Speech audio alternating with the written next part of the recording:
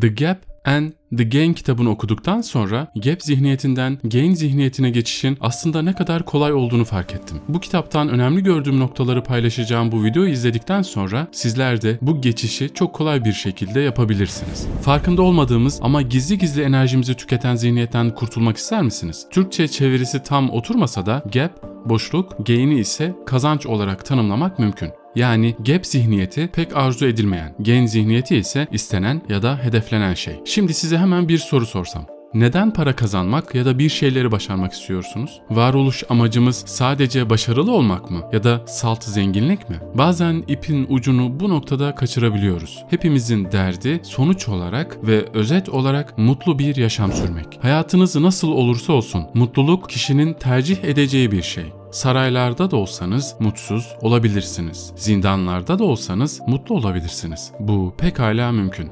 Peki siz daha çok hangi zihniyette yolculuk ediyorsunuz? Eğer kitapta bahsedildiği gibi Gap hali yaşıyorsanız bu zihniyetten kurtulmak için biraz derinlere inmek gerekiyor.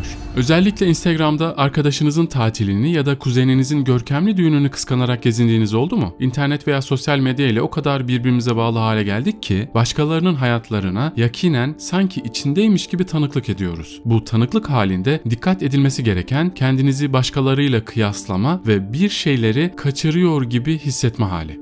Ve son zamanlarda sıklıkla duyduğumuz bir terim. FOMO.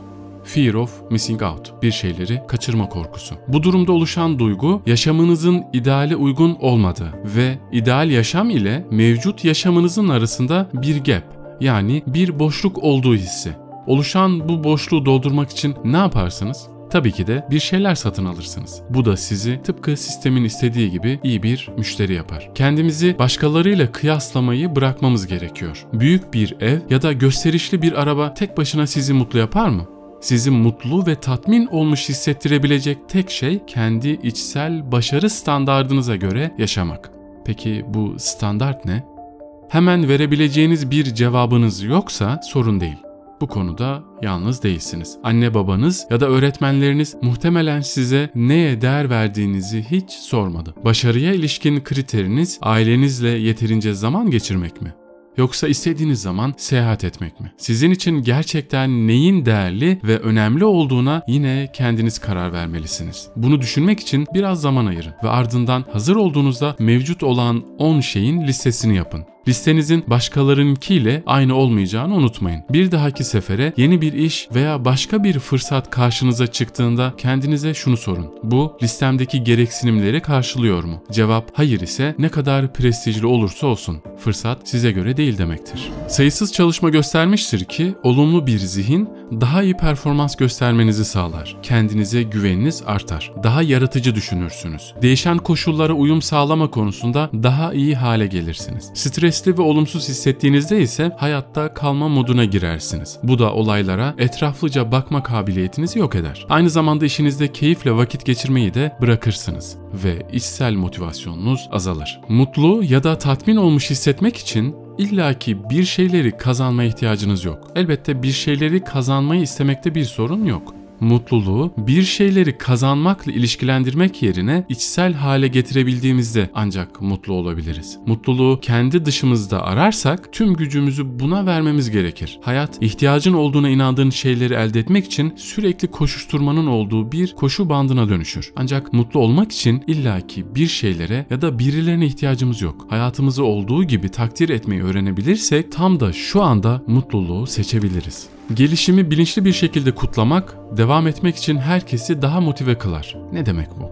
İlerlemenizi takip etmeyi ve başarılarınızı kutlamayı unutmayın. Olağanüstü başarılarınızı unutmak kolay. Çünkü çok geçmeden normal görünmeye başlar. Aslında insan beyni unutmak için programlanmıştır. Yeni bir beceride ustalaştığınızda beyniniz onu otomatik pilotta bilinçsizce kullanmanıza izin verir. Çoğu zaman yeni bir şey yaptığınızın farkında bile olmazsınız. Bu nedenle ilerlemenizin ayrıntılı notlarını tutmanız çok önemli. Günlük tutmak karşılaştığınız zorlukları ve bunlara yönelik çözümlerinizi hatırlamanıza olanak tanır. Aynı zamanda günlüğünüzü okumak, kaydettiğiniz ilerlemeyi takdir etmenizi sağlar. Pek çok insan ilerlemelerini kafalarında sahip oldukları bir gelecek idealine göre ölçme hatasına düşüyor. Ama bu hayal kırıklığına yol açacak. Gelecek henüz gerçekleşmedi. Yani gerçek değil. Ama geçmiş gerçek. Belirli sonuçlarınızı geçmişe göre ölçmek ne kadar yol kat ettiğinizi gerçekten anlamanıza olanak tanır. 10 yıl önce hayatınızın neresinde olduğunuzu düşünmek için 1 dakikanızı ayırın. Zamanı nasıl harcıyordunuz? Neyin önemli olduğunu düşünüyordunuz? O yıllarda neler yaşandı? O süre içinde başardığınız her şeyin ayrıntılı, özel bir listesini yapın. Yalnızca maddi zenginlik veya sosyal statüdeki ilerlemeyi dahil etmediğinizden emin olun. Aynı zamanda zihniyetinizin nasıl geliştiğine de odaklanmayı unutmayın. Size değerli dersler veren zor veya stresli olaylar oldu mu? Neydi o dersler? Şimdi son 3 yılda ve hatta son 90 günde elde ettiğiniz kazanımları inceleyerek egzersizi tekrarlayın. Bu egzersizi bilinçli bir şekilde yapmak size güven ve motivasyon sağlayacaktır. Ayrıca nereye gitmek istediğinize dair daha net bir fikir verecektir. Hayatınızı nasıl gördüğünüz, nasıl yaşayacağınızı şekillendirir. Mutsuz insanlar virüslere karşı daha az dirençlidir. Daha sık hastalanırlar. Çalışmalar bunu göstermektedir. Geçimini sağlamak için otel odalarını temizleyen 84 kadından oluşan bir grup üzerinde bir araştırma çalışması yapılır. Grubun yarısına temizlik faaliyetlerinin sağlıklarını iyileştirebilecek iyi bir egzersiz olduğu ve diğer yarısına ise hiçbir şey söylenmez. 4 hafta sonra olumlu mesajı alan grubun kilo verdiği ve bir şey söylenmeyen diğer grupta herhangi bir gelişme olmadığı gözlemlenmiştir. Hayatınızı negatif algıladığınızda gap'te, yani boşlukta yaşıyorsunuz demektir. Sürekli hayatınızın yeterince iyi olmadığından yakınırsanız bu vücudunuz üzerinde negatif bir etki oluşturur. Sizi kronik olarak stresli, kızgın ve endişeli yapar. Bu durum uzun yıllar devam ederse de büyük ihtimalle ruhen tükenmiş olacaksınız. Peki ne yapmalı? Hayatınızda yaşayacağınız en ufak bir ilerlemede kendinize dönmeli ve kendinizi tebrik etmelisiniz. Her deneyim değerlidir. Daha mutlu ve daha sağlıklı yaşamak için her durumda olumlu bakmaya çalışmalı. Bu negatif boşluğa her düştüğünüzde güvendiğiniz bir arkadaşınızın sizi uyarmasını isteyin. Bu düşünce yapısını elde etmek biraz da pratik yapma işi aslında. Bugüne kadar elde ettiğiniz başarıları yazın. Yaşadığınız tatsız şeylerden bile neler öğrendiğinizi, hangi dersleri çıkardığınızı yazın ve bunlar üzerinde bir süre düşünün. Zamanla gain, yani kazanç perspektifi, bir zamanlar gap, yani boşluk zihniyetinin olduğu gibi alışkanlık haline gelecektir. Yatmadan önceki son saat tüm gününüzün en önemli anlarından biridir. Bu son zamanı nasıl geçirdiğiniz uykunuzu ve sonraki 24 saat boyunca üretkenliğinizi etkileyecektir. Ancak çoğu insan bu 60 dakikayı akıllı telefonlarında düşüncesizce gezinerek heba ediyor. Akıllı telefonların geceleri beyni aşırı uyardığı ve bunun uykuya dalmayı zorlaştırdığı ispatlanmıştır. Bu nedenle telefonunuzu yatmadan önce kullanırsanız büyük olasılıkla sersemlemiş ve endişeli bir şekilde uyanmış olacaksınız. Bu durumdan kurtulmak için yatmadan önceki o saati uyku şeklinizi değiştirmek ve günlerinizi daha iyi planlamak için bir fırsata dönüştürmeniz gerekiyor. Bunun için yatmadan en az yarım saat önce akıllı telefonunuzu bir kenara bırakın. Bunun yerine bir kalem ve bir kağıt alın. Geçirdiğiniz günü düşünün. Spesifik olarak günün 3 galibiyetini düşünün ve bunları yazın.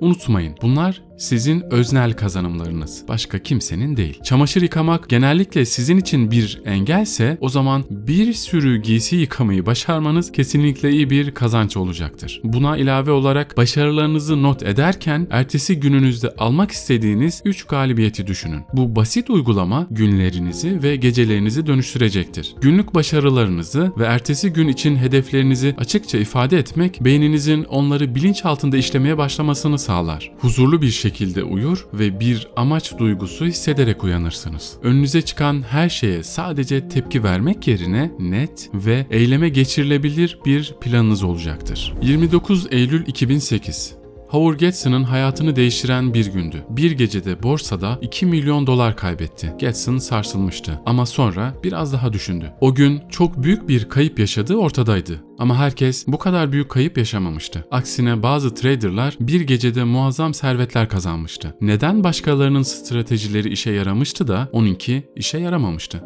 Onlardan ne öğrenebilirdi? Gesson gece boyunca bunu düşündü ve sabaha karşı düşüncesini tamamen değiştirdi. Kaybına üzülmek yerine artık bu deneyimi bir dönüşüm şansı olarak görüyordu. Gesson'ın mühendisleri değişen pazar koşullarına uyum sağlamak için yapay zekayı kullanan yenilikçi yazılımlar geliştirmeye başladı. 2 milyon dolar kaybetmek Gesson'ı hayatının geri kalanında rahatsız edebilirdi ama buna izin vermedi. Gesson psikolojik esneklik denen bir özellik sergiliyordu. Bu duygularınızı yönetme ve deneyimlerinizin anlamını proaktif olarak şekillendirme yeteneğidir. Psikolojik esneklik bir aksilikten sonra geri dönmenizi sağlayan şeydir. İşler planladığınız gibi gitmediğinde takılıp kalmak yerine olanları kabullenir ve hedefinize ulaşmak için yaratıcı yeni yollar bulursunuz. Herkes psikolojik esneklikle doğmaz ama herkesin bunu geliştirme kapasitesi vardır. Bu yolculuk başınıza gelen iyi ve kötü her şeyin sahipliğini almakla başlar. Çevrenizdeki tüm dünyayı kontrol edemezsiniz. Ancak buna nasıl tepki vereceğinizi seçebilirsiniz. Yaşadığınız deneyimden gelecekte size yardımcı olabilecek ne kazandınız? Bir dahaki sefere neyi farklı yapmak istiyorsunuz? Bu sorulara odaklandığınızda ve doğru cevabı bulduğunuzda fark yaratmış olursunuz. Tam da yaşadığınız şu anda mutlu olmayı seçebilirsiniz. Tercih sizin. Kendinizi başkalarıyla karşılaştırmak yerine başarı için kendi içsel kriterlerinizi tanımlayın. İlerlemenizi bir gelecek idealine göre ölçemezsiniz. Çünkü gelecek her zaman yanıltıcıdır. Bunun yerine ilerlemenizi geçmişinize göre ölçün ve muazzam başarılarınızı kutlayın. Bu bir kazanç zihniyeti. Son ve önemli bir not olarak. Hayat istediğiniz gibi gitmediğinde üzülmek veya hayal kırıklığına uğramak normaldir. Sırf pozitif düşünmenin gücünü keşfettiniz diye aniden kalıcı olarak mutlu olmayı beklemeyin. Bunun yerine bir